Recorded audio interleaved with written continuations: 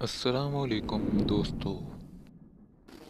دجال کے فتنے کی طرف متعدد احادیث میں اشارہ کیا گیا ہے۔ دجال سے مراد ہے جھوٹا شخص جو قیامت کے قریبی دور میں مسیح موعود ہونے کا دعویٰ کرے گا۔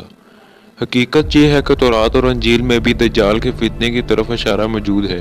حضور اکرم صلی اللہ علیہ وسلم کی ایک حدیث کے مطابق ہر پیغمبر اور نبی نے اپنی امت کو دجال کے فتنے سے خبردار کیا ہے۔ حضور اکرم صلی اللہ علیہ وسلم کا ارشاد ہے، پیدائش آدم اور روز قیامت کے درمیان دنیا میں سب سے بڑا فتنہ دجال کے سوا کوئی نہیں۔ بعض جدید مفسرین نے دجال کا کوئی خاص شخصیت ماننے سے انکار کیا ہے۔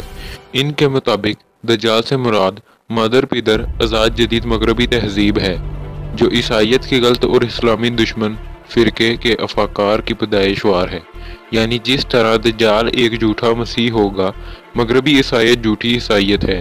دجال کی کانی آنکھ سے مراد مغربی تہذیب کا یک طرفہ مادی الذات کا فلسفہ ہے۔ دجال کی جنت اور دوزخ سے مراد مغربی تہذیب کی جنت، اسمادی راحتیں اور روحانی اذیت کا باعث حرام کا رواج ہے۔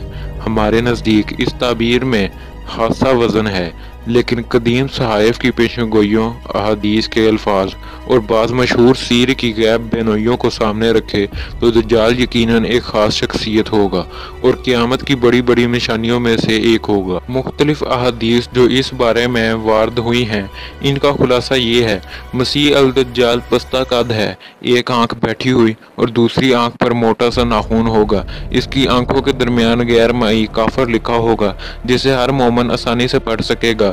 اس کے جسم پر بکثرت بال آگے ہوں گے، سر کے بال گنیالے ہوں گے اور شام اور عراق کے درمیان واقع شہرات سے خروج کرے گا اور دائیں بائیں فساد پھیلاتا آگے بڑھے گا۔ 40 دن تک زمین پر چلے گا۔ اس کا پہلا دن 1 سال کے برابر ہوگا، دوسرا دن 1 ماہ کے برابر، تیسرا دن 1 ہفتے کے برابر اور باقی دن عام دنوں کی طرح ہوں گے۔ بادل کی تیزی سے سفر کرے گا، اس کے ساتھ اپنی دوزخ اور جنت ہوگی۔